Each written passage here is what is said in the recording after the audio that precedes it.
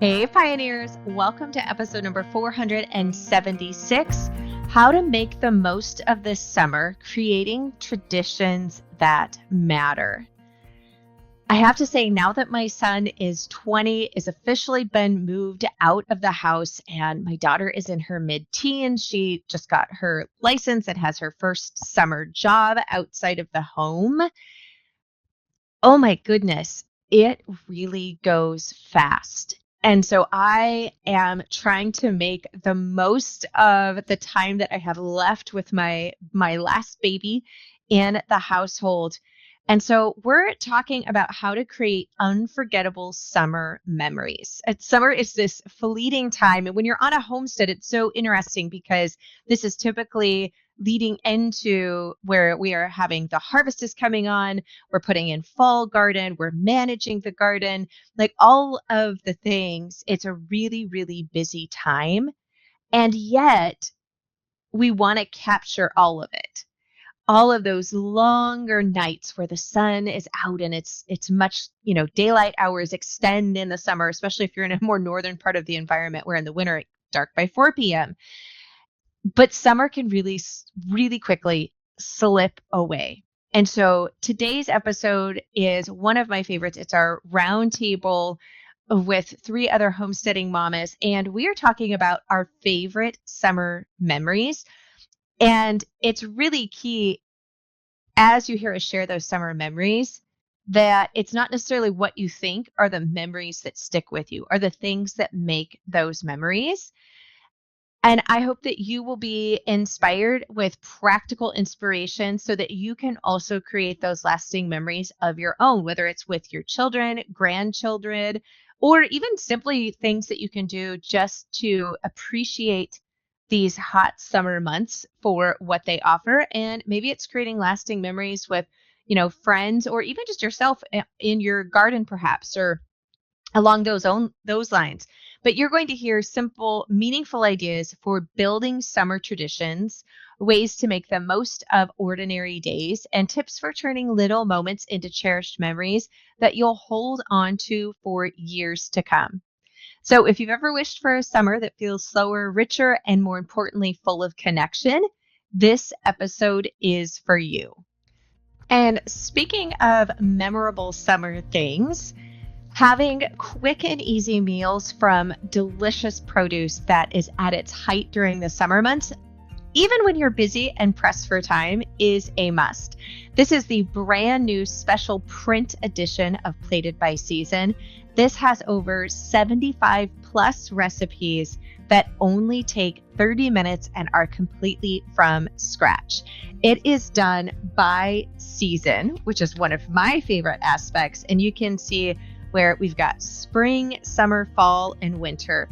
And it is packed with some amazing summer recipes where we've got Mexican street corn chowder, looks delicious with chicken, lots of wonderful salads, different stir fries.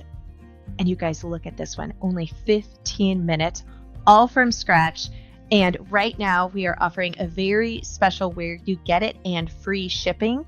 Go to melissaknorris.com/plated and get your special edition while we have the free shipping on this. I don't know about you guys, but for me, as now that my kids are older and my son is officially out of the house, like this is our first summer where he's been moved out because he moved out in between like fall and winter. And so moving into summer, knowing that Maddie is now, my daughter, is 16, that I've only got a couple more summers with her at home before she too will be out, it has made me a lot more, I'm wanting to be a lot more intentional with the time that I feel like I have left with her under my roof. But also very intentional about planning things in summer that brings my son back home to visit for things. And so it's made me very reminiscent and thinking back on my own childhood and I'm finding that I'm doing that with each of the seasons. Like I said, I don't know if it's, this getting close to being an empty nester or what, but, so making sure that I'm building things in a very intentional way, to capture those summer memories more so than I feel like I might have done in the past. So I don't know. I tend to be very sentimental, which is maybe why I was having a hard time starting this episode. I'm like, I don't want to cry. If I start talking about some of this, I'm probably going to cry, which is probably nothing new to y'all. I tend to be a little, the older I get, the more sentimental I get. So anyhow, but I have been looking forward to this episode as well. I find it so interesting what ends up being like those core memories, like the things that really stick with you, because so oftentimes they aren't the things in the moment that I would have thought that would have been what really held on throughout the years. I don't know about any of you guys. Am I Yeah, alone? no, because I'm No. see, I'm getting weepy just listening to you talk because then I start thinking about all my childhood memories and the things I carry with me. And they were not at all the big, expensive anything. It's all literally the summers, July at county fair with our animals for 4-H, and in September at state fair with our animals in 4-H, and the things that cost very little money, but where people, it was all about the people and the moment. Oh, you were good enough to make it to state, huh? I heard that brag. Well, I'm laughing. But it was No, this is why I'm laughing. The only year I made it to state, Rachel, was state fell on the date that I was getting married because Clay and I got married when I turned 18. And state fair, it was the only year I qualified legit on my wedding day. And I'll never forget that the coordinator emailed me back and they were like, you're not taking it? I'm like, it's my wedding day. No, like you're going to have to give it to the next alternate down. But the 1 year I qualified and like I started 4-H, like I think you have to be 8 to start 4-H. I don't know if the rules have changed, but all my years, the 1 year I made it to state was on my wedding day. Anyway, so man. Yeah, no, it was a big deal because we took our trailer and stayed in Camperville, and that was, I mean, I have so many memories of just fair.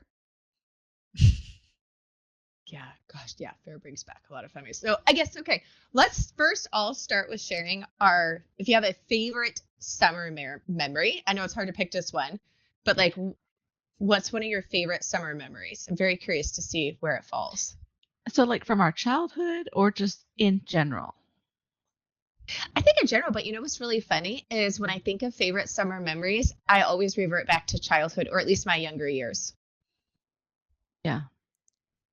But it could be I mean, it doesn't have to be childhood, just whatever. Right. For me, I think my favorite memories are when I went camping with my aunt and her friend. That was just something that out of all the grandchildren, I was the only one that got to do that. And part of it was because I was also the built-in babysitter for her friend's daughter, which I didn't realize until much later.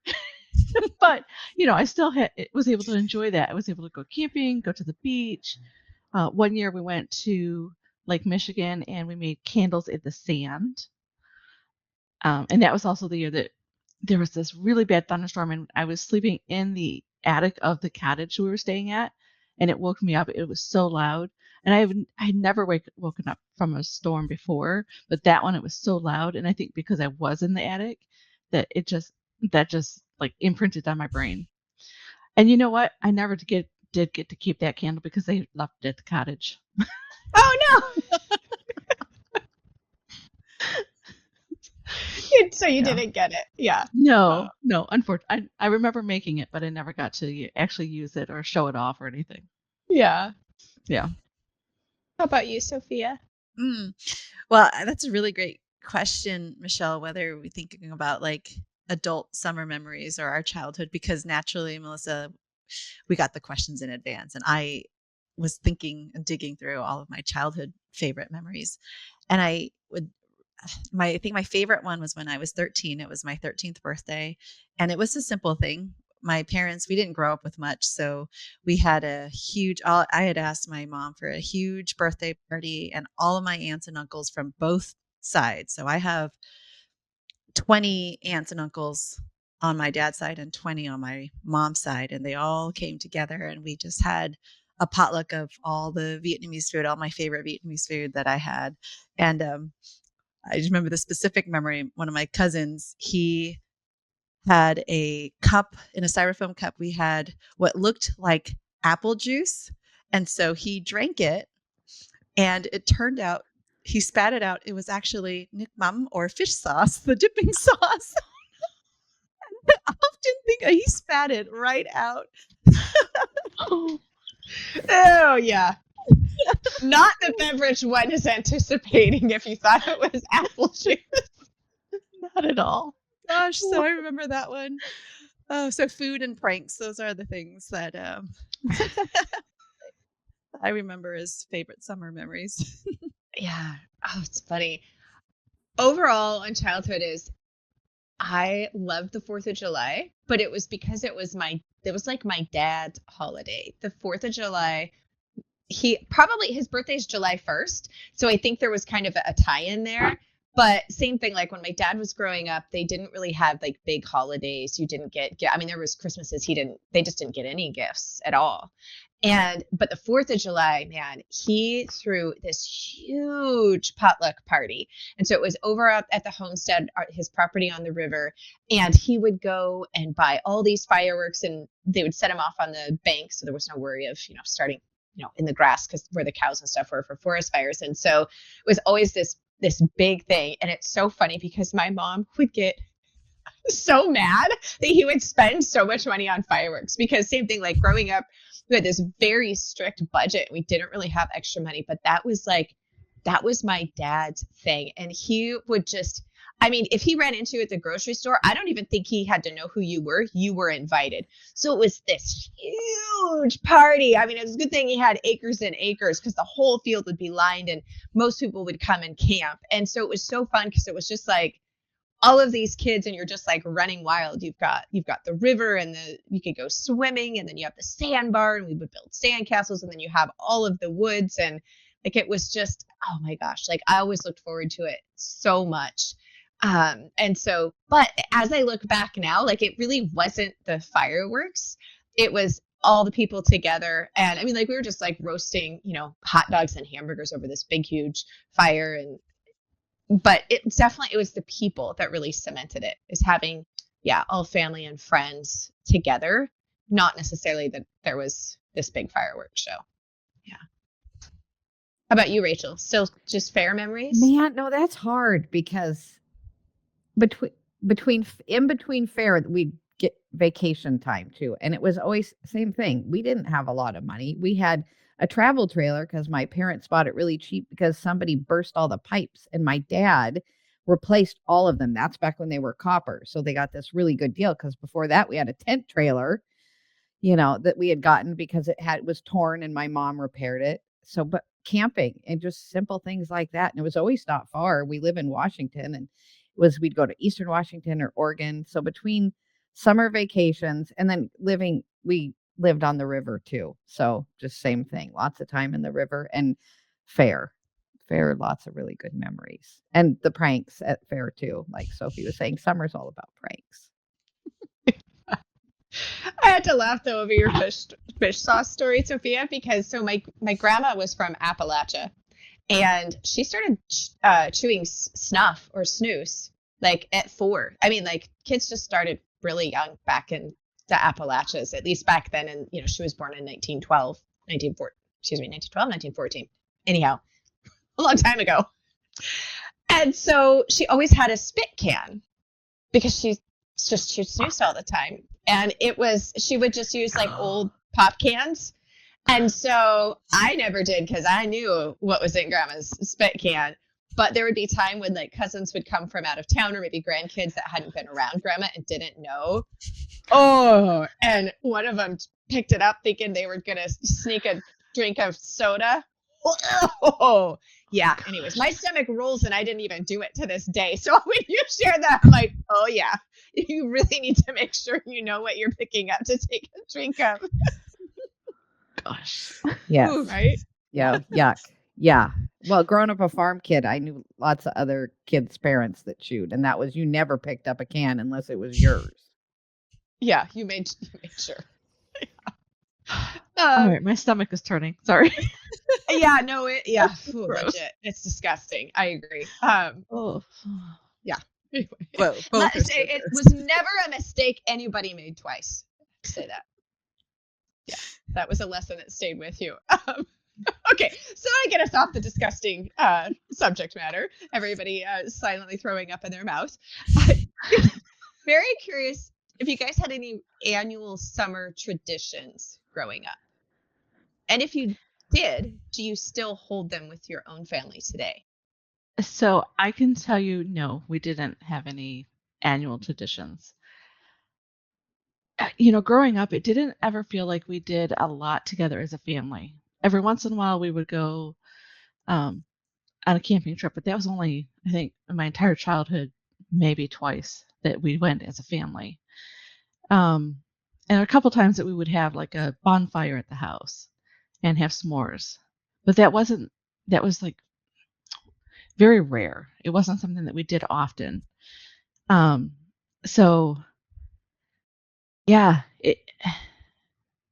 I think that's one reason why I feel very strongly that for my family that I want to make sure that we continue, even as my daughter is going to be 21 here in July, that we're still doing things as a family and we're bringing in her friends. We'll include her friends just so that we can continue to have that bond and sharing family time together. Do you have any favorite things that you guys do in summer for that time? We do lots of bonfires. Yeah. We also go kayaking, camping trips. So yeah, we try to do a lot of different things. Used to be when she was younger, we would go for bike rides, but we were a little bit closer to a trail. We could, just grab the bikes, put them in the truck, and then go to the trailhead and be on our way. For us, we have a bunch of summer birthdays. So first it's my dad, and then now I have my son that's also July, and then me, and then my brother. So we always had big family birthday parties where, both sides, my mom's side, my dad's side, all the neighbors, everybody would come over and we'd just have a big birthday get together at the farm and bonfire and hot dog roast and all that kind of stuff. And we still do get together, family at least, for all the birthdays. And so that was always really fun. And then when I was in high school, I had a big group of friends and they'd come over and we'd float the river and bonfire and all the things. And we still to this day all get together every summer, which is pretty cool because, wow, I'm going to be 51 and been out of high school just a while, but we still, even after all these years, and, our kids have joined in. And so that's pretty cool. Yeah, for us, we didn't travel like by air at all growing up, but we would travel to Reno as a whole family. And my dad was he's an extreme introvert, so he actually didn't like to go to places and still doesn't.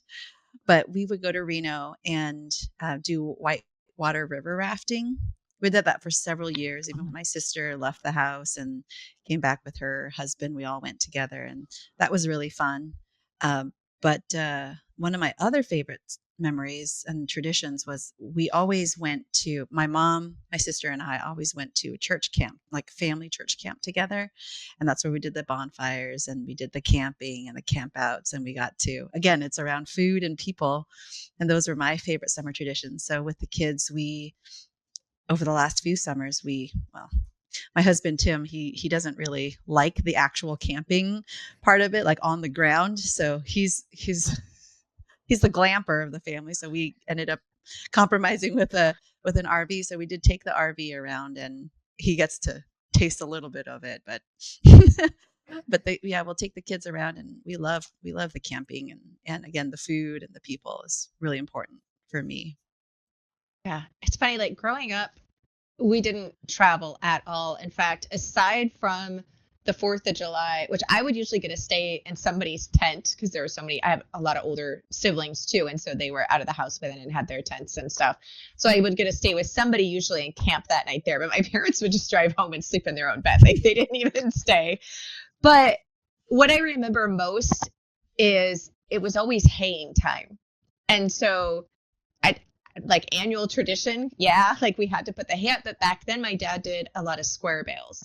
And so we would go over to the east side, and he would always make sure, like on the way back, that we would get a stop. And like I very rarely got like soda. Like that wasn't something pop like that we splurged on or that was just in the house. But dad would let me go in and kind of get like whatever I wanted at the convenience store on the way back after haying. And so like I could buy a root beer and I could get like a moon pie or anyway. Bag of chips. Yeah, like that was a big deal because that wasn't something, those weren't foods that were in the house and we didn't get them very, and if I ever, like, and my dad very rarely took us into stores. Like my mom would do the grocery shopping. So it was just kind of like this combination. And then the other thing is picking blackberries because they're always all over where we live. They're a noxious weed, but they do produce delicious, beautiful fruit. And so there's something about picking blackberries every summer that we still do. I do it, with my kids and whatnot, but it's such a simple thing, but it just ties me back to my childhood and even my grandma, like I get all weepy when I pick blackberries for the first time in the summer. No, I hear you, girl, because that's with Opa, because he made blackberry wine and we'd pick blackberries for ages to make enough for wine. And it connects you to that thread of the past. Yeah. In fact, it's really funny because when the kids were little, I needed blackberries. I was filming a Dutch oven cooking video for Inside the Pioneering Today Academy. And oh gosh, like this was back in 2016 when we first had it, I think maybe 2017. Anyways, and so I was doing out in our campfire area, this Dutch oven cooking. I was going to do blackberry dumplings. And I told the kids, I'm like, hey, while I'm getting everything set up, I need you to go get me some blackberries. And so they brought me back blackberries. And it was at the tail end of the season. And for those of you who don't, like the tail end of the season, when the berries start to get mushy, you get the little fruit flies that lay and you'll get maggots in them. So, Oh gosh. it's gross, but like it's a thing. So you want to get them at the beginning of the season and you don't want to let them get super overripe or that anyhow. So I didn't think that the berries were that ripe yet, like that they had gotten to that stage. And so I thought the kids just were trying to get out of picking me blackberries. And they're like, Mom, the berries aren't very good. I'm like, I just need 4 cups. Go get your mom blackberries. So I'm filming and I'm doing everything and I'm paying attention to what I'm doing, but I'm making sure like, oh, my mic is still on and I'm actually recording it. Am I in frame? And so then I'm mixing everything up. And then I get to the part where you take the lid off the Dutch oven to scoop it up, put it in the bowl to the camera. So many maggots.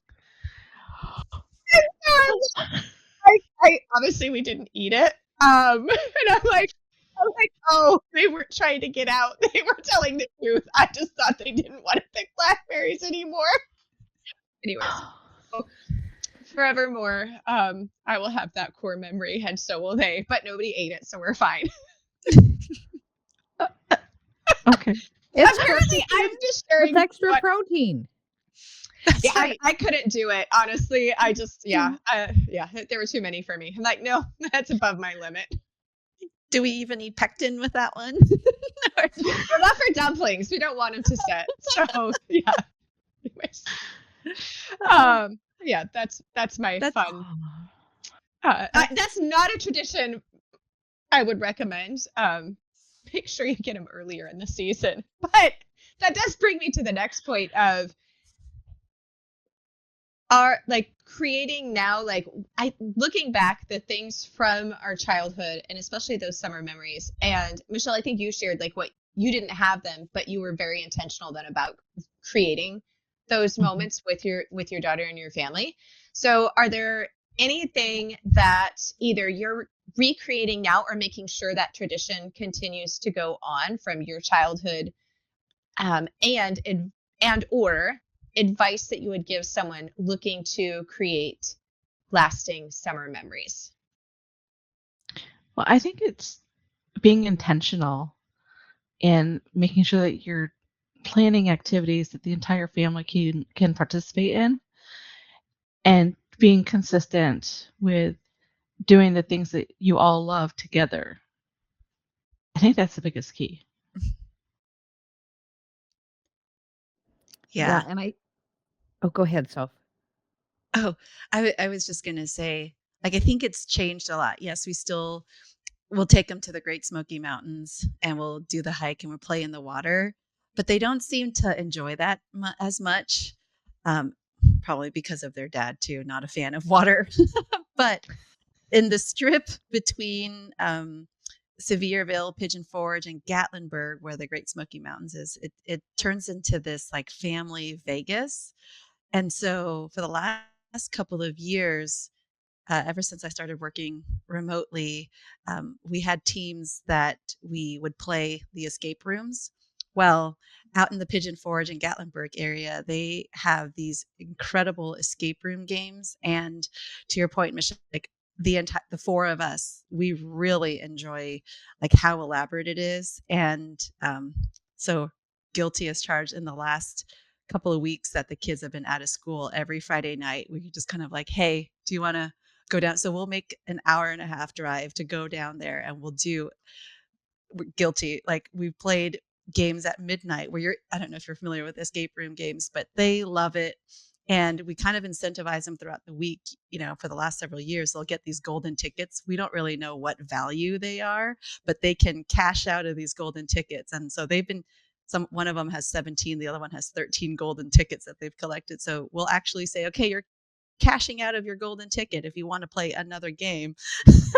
So because of like the drive, we'll do, two of those games. But it's kind of evolved over the last several years now that the kids are getting older, and they love the bonfires and the camping, but they've like entered this new brainy phase. And we're also doing game nights too. So that's probably guilty as charged. Another thing that we're doing is game nights as well. We're doing that every other week. Again, food and lots of our community and friends to come together, and we do that. And I think it's been great for us too, because ever since we started farming, we really haven't planned out any, week-long vacations for the last couple of years.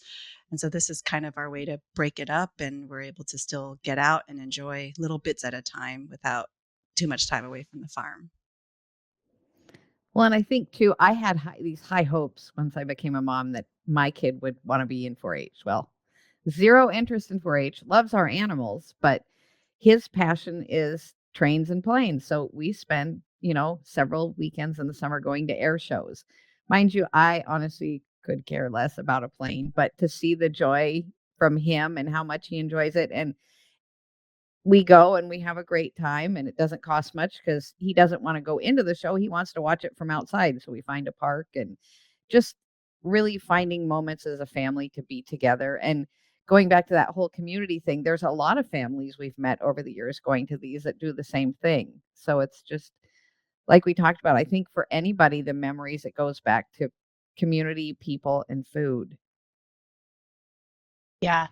I think what's interesting is when the kids were little, we would do a lot of camping. I didn't grow up camping, but my husband, Clay, his family did a lot of camping. And so when the kids were little, like we pretty much went camping every weekend, like May through September. But then as the farm evolved and then we bought the farm stay, like and all those things, we realized like we don't hardly go camping at all anymore. So we're trying to be intentional and to go camping more often, but also creating some of those like micro mini moments. And so my daughter and I, we have a fire pit, but we don't really have very good chairs around the fire pit.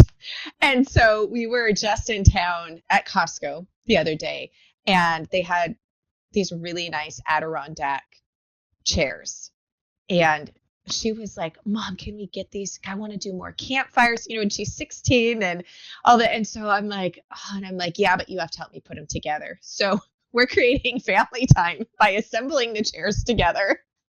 But to create and like she's really getting into it. She's like, oh, I want to do this on the patio and I want to do this. So even though I can't get away for a whole weekend to necessarily go camping, I'm like in the evening, we can definitely go out until Burn Ban comes on and enjoy the fire pit and making that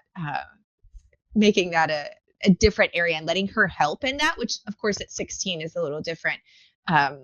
She can actually be of help and also has like these fun like design things she wants to do. So it does definitely evolve, but I also, for me, I know that there have been times when I've wanted to have people come over, but when you're the hostess, like there is so much prep work that's involved, or maybe I put it on myself. Maybe I don't need to do as much prep work, but I feel like I need to.